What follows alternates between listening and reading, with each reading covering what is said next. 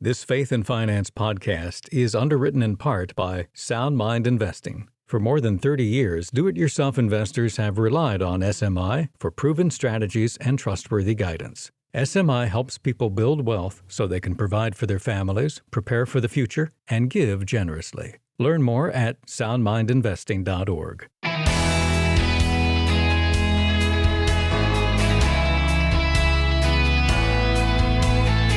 They say that winners never quit and quitters never win, but that's really not true, is it?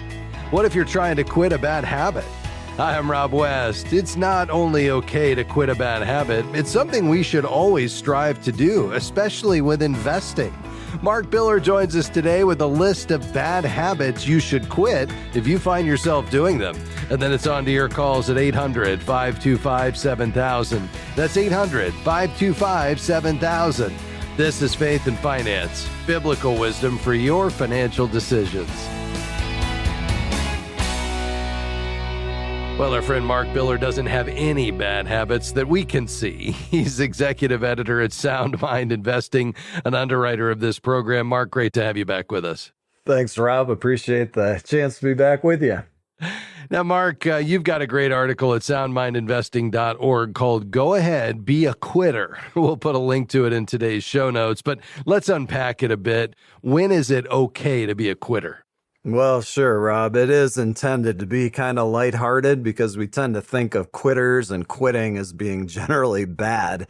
But quitting a bad thing is a good thing, right? Yeah. So the trick is discerning which habits are good, which are bad. And that can be a challenge in the area of investing. So we identified a half dozen things that are definitely in the bad camp. And if you haven't already, you can immediately quit standing on the sidelines. So Einstein allegedly called compound interest the eighth wonder of the world, and it runs on the fuel of time.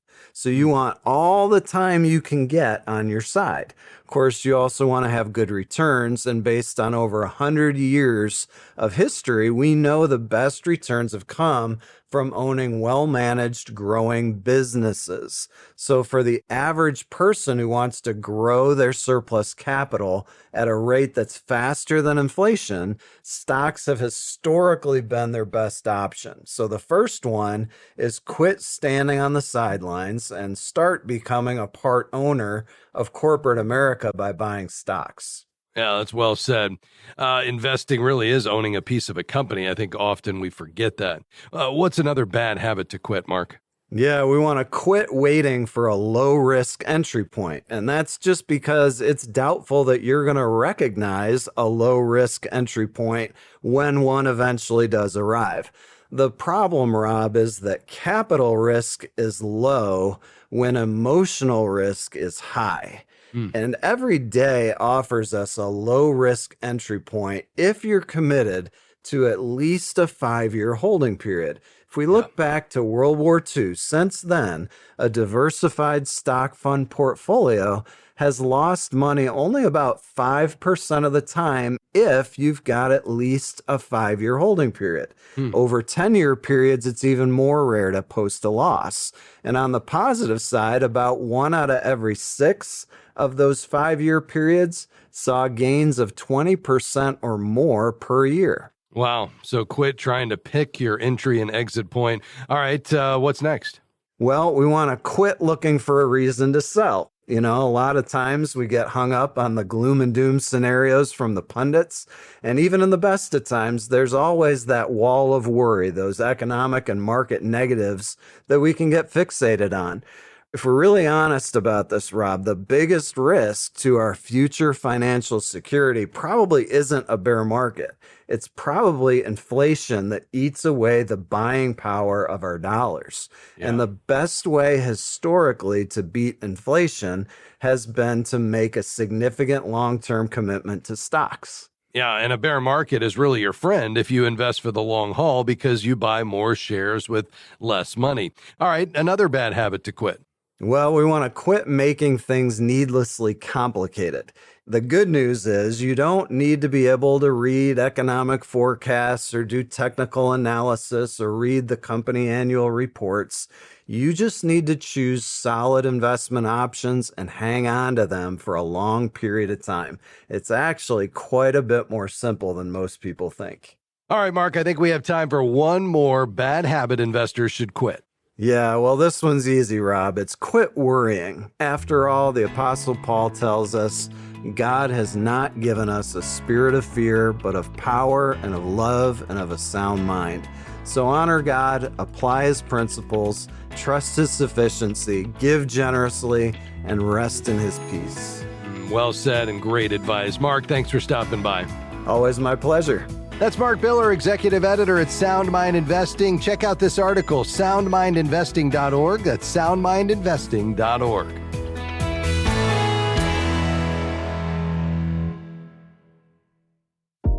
We're grateful for support from Movement Mortgage, who provides residential home loans in all 50 states. Guided by a mission to love and value people and a goal to redefine the mortgage process, Movement seeks to help others achieve their financial goals. You can find out more at movement.com/faith.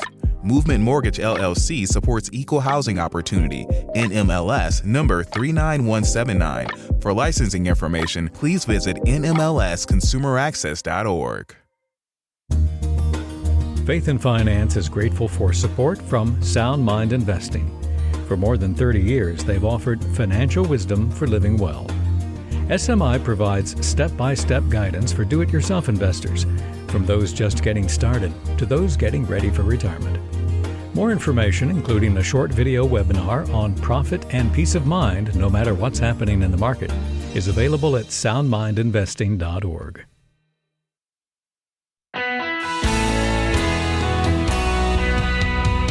Great to have you with us today on Faith and Finance. We're ready to dive into your phone calls today. The calls are coming in, but we do have a few lines open. That number, 800-525-7000. Let's go to Pennsylvania. Hi, Sherry. You'll be first up. Go ahead. Thanks for taking my call. I would like to ask you if you think it is financially good to take money out of our our IRA account to offset and help with buying for a house for us. We're looking at taking out maybe like 20 to 30,000. There's 148,896 in our IRAs and investment accounts. And in order for us to sell our house and buy a new one, because we previously, our house, we have about 100,000 left on the mortgage. So we're thinking we might need like 20 or 30 extra, depending on how much our house sells for, to go into an all one floor home. My husband we are on 2 floors now, and my husband, it would be better for him if we were on one. And my question basically is, what do you think about taking 20 to 30,000 out of that account, and what are the tax ramifications of that? Yeah, and would that be, Sherry, just for the float to get you through from the purchase to making sure that your current home is sold and you get the proceeds, or is it a permanent withdrawal that you would apply to this new home purchase for some reason? It probably would be permanent, because what we want to make sure of is that when we go into the next place, we go in mortgage free. We're looking at 50 and older communities, and a lot of times you have the fees that you have to pay there. And so we want to go in there mortgage free. You know, you sometimes have like fees on your lot rent, like a lot rent or something. So yeah. I would say it most likely would be permanent. Now, we have no idea how much our home's going to sell for. So if our home sells for way more than what we think and we can put it back in, we will certainly do that. Yeah. Well, I would try to avoid pulling it out of that IRA. I mean, the tax implications are such that it's just going to be added to your taxable income. So it will be the same as if you earned it, as W-2 income from your employer. The only difference might be is if if that portion on top of your other income pushes some or all of it up into a higher tax bracket, it could be even higher in terms of the amount of tax you're paying than you're paying currently just on your base income. So that's a consideration. What age are you all right now? We're like 67, 68. My husband's 68, and Okay. He's working part-time. I am kind of working part-time.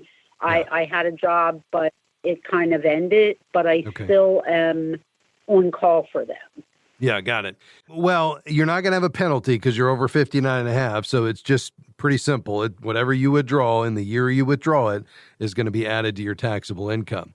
So I think the question is, do you have to take it? I wouldn't take the withdrawal just to kind of float from the sale of one to the purchase of the other, because if you slip beyond 60 days, which is the time frame you have when you take it out to put it back in to avoid a taxable event, if it gets delayed or somebody pulls out of the contract, then 100% of that money would be taxable. So I would rather you either try to sync up the closings so that you're, closing on one the same day you're closing on the purchase, and then you kind of, use the money from proceeds from one to buy the other, or maybe you sell yours, but you work out a deal with the buyer where you rent it back for, 60 days or something to give you time. You could sell it and, move somewhere temporarily, and put your things in storage. That's less than ideal, but I would just hate for you to pull a significant sum of money from the IRA just to get to closing on the purchase and then eventually find that 100% of that is taxable. And then it's no longer in the account working for you for the future.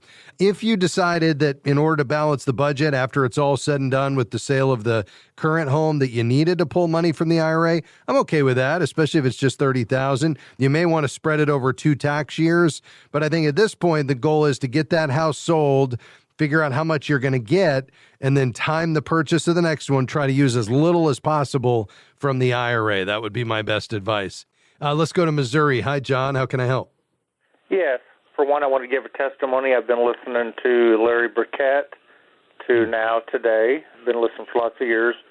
And my wife and I are debt-free, and we have a decent IRA, and we also have some money left over from starting a business. I did a ministry helping people with addictions, and I started buying houses and contract deed to people had messed up their credit but had rebuilt their life with sobriety. And as they paid us off, because we always put a 3 to 5 year balloon so that they could rebuild their credit and refinance, we have some money that we need to find somewhere safe to put it. And we've been high yield interest rate, about 5.5% through a money market. And I know those are getting ready to go away and go way down.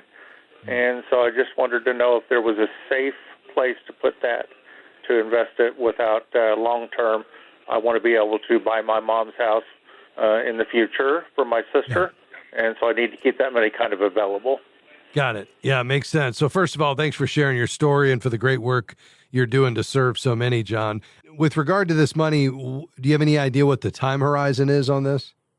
No, I have no clue. My mom could live a month or she could live 5 years. Who knows? Got it. I just know that me and my sister have discussed me buying, there's just 2 of us, so my wife and I are going to buy the half from my sister. So I need to keep the money available, but I need to put the money somewhere because interest rates are getting ready to go down. Yeah, very good.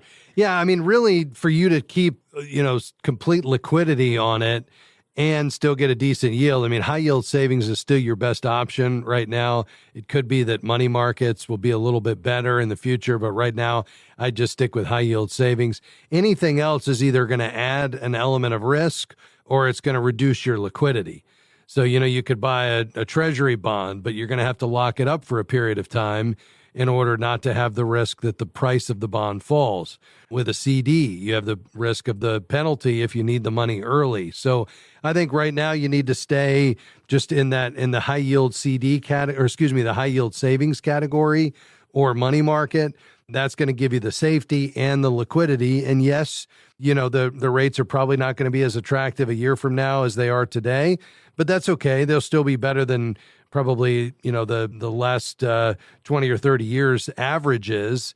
And the goal for you is the return of your money, not the return on your money. And so, we want to keep it safe. We want to keep it liquid. And unfortunately, that's going to really limit your options. Okay.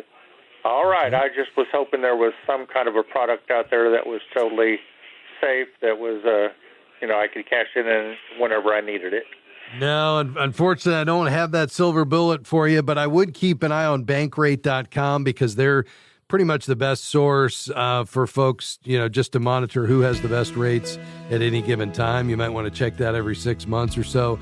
Also, our friends at Christian Community Credit Union, they've got some pretty compelling products as well. And if you want a partner in the banking area that's aligned with your values, that would be a great choice. Just go to joinchristiancommunity.com. John, thanks for your call, sir. We appreciate you being on the program today. Back with more questions after this. Stay around.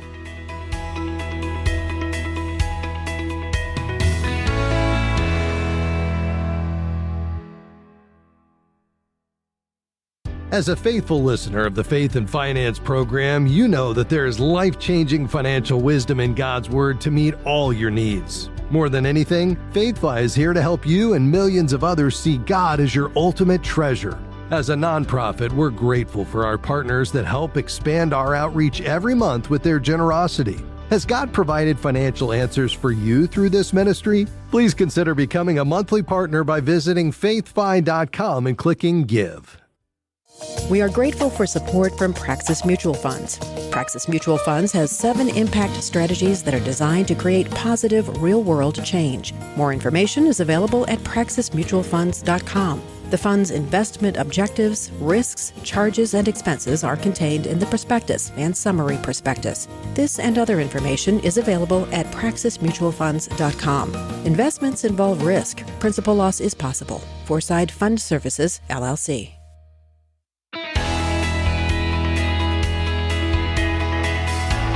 Thanks for joining us today on Faith and Finance. I'm Rob West. We're taking your calls and questions today here in our final segment. Let's head right back to the phones, get to as many questions as we can. We'll go out to Indiana. Eric, go right ahead.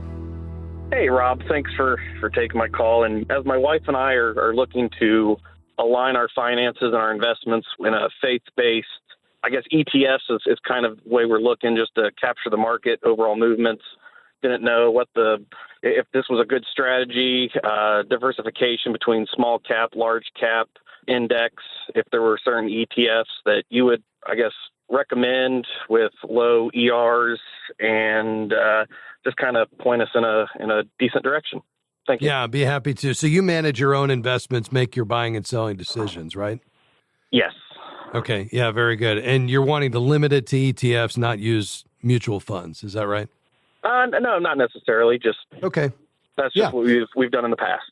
Got it. Yeah, makes sense. Well, I love that. And a couple of thoughts. I mean, just kind of with traditional investments, our friends at soundmindinvesting.org could be a great resource for you with when they publish every month their buy and sell list using mutual funds. And that's a proven strategy that goes all the way back to Larry Burkett's days. And a lot of our listeners have found success with that, specifically in the faith-based investing area. Let me give you a website to go to, faithandinvesting.com/faithfi. That's faithandinvesting.com/faithfi. You can download their free PDF, and they have a listing of basically all the faith-based investment managers.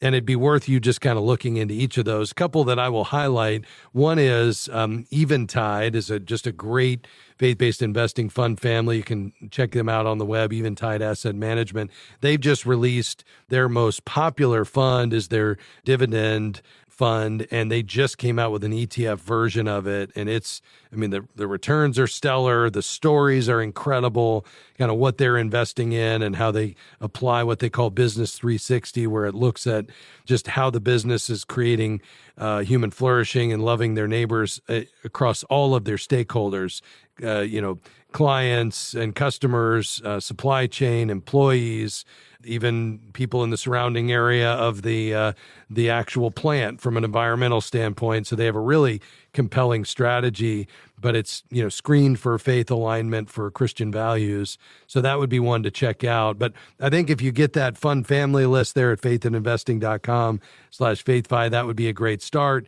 And again, if you want more of kind of a guided strategy that's more of an active approach, using momentum strategies and a rules-based approach, that's where soundmindinvesting.org could come in. But hopefully that'll give you some great options. I would also mention, you'll see on that list Inspire. That's one of the faith-based investing investment managers. They've come out with some really creative options recently. One that is basically a replacement for the S&P 500. It's a low-cost option. I think it's 9 basis points, so less than 0.1%. And it basically mirrors the indexes, but just eliminates the companies from the index that might conflict with your values as a Christian. And so if you want kind of an index play, that's a Christian screened approach to that. Again, very low cost. So that might, have a place in your portfolio as well. Do those sound like good options, though? Yeah, Inspire was the one that we were looking at, but I didn't want to name drop on here. Okay, yeah, no worries. But you weren't allowed to say. Yeah, no problem. Yeah, that's completely fine. So Inspire, Eventide are all two of, those are two of the ones that you'll see on that list. But then there's One Ascent and Praxis and, Guidestone and others, Timothy, that you'll want to check out as well, because, they all have kind of their own specializations. And, there's probably 13 or so that are, really significant investment managers in the faith-based space now. Wonderful. Thank you, Rob. All right, Eric. God bless you, bud. Take care. Let's go to Illinois. Hi, Sydney. Go ahead. Hi. I just wanted to thank you for your show and tell you how much I've learned from you in the finance area and so long. That's awesome. I just wanted to share a testimony about our faith and how it drives our finances. Sure. As a church, we recently read the True Riches book, and it caused my husband and I to look at our finances differently, our earning and our spending and our savings. And during that time, I was offered kind of a promotion. And as we're negotiating pay, I was reading John Wesley talking about earning as much as you can to give as much as you can, and having this kingdom-minded mindset about your finances. And so I'm just kind of in the process of praying how God's going to provide and what he's going to provide, and then how I can turn around and build that right up into the kingdom. And we're just seeing what a contrast that is to what we were taught and what we're seeing in the world. Wow.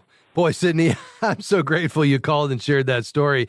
John Cortina is the author of that book, True Riches, along with his co-author, Greg Balmer, are good friends. John actually is a contributor here on FaithFi, and he's a faculty member at adjunct faculty at Kingdom Advisors. He's actually, right now, I'm not participating in it because I'm here hosting the program, but he's actually right now leading a session on setting a financial finish line for a couple of hundred Kingdom Advisors. And, he's just got such great insights on this topic, but he would be so thrilled to know, and I'll share this with him, that it was an encouragement to you and the others in your church. And you're right. I mean, this is countercultural. This is not what the world teaches. And yet when we see God as our ultimate treasure and money a tool, and we kind of live according to and live through a biblical worldview of money management, it's a game changer. What are some of the big changes you and your husband are praying through right now as a result of going through that study? Sure.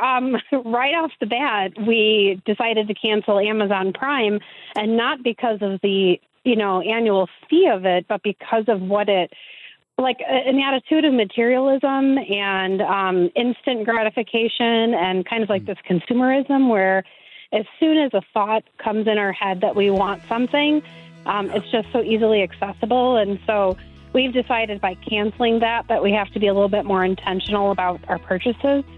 That's big, having teenage daughters. Yes. And then also how we want to spend our money investing into people. And we're kind of newlyweds, been married a year, combined our incomes, and sure, we're tithing, but we're trying to learn how to be generous above the tithing, and just, realizing, like you said, that it's God's and we're just the managers. But there's a particular section in the book where a doctor decides to live like a nurse. And so what we're trying to learn is what is enough to live on. And we've only been married a year, so we're still trying to figure things out and how we're going to live. But it really changed the way that we decided to look at our finances moving forward. So we love it.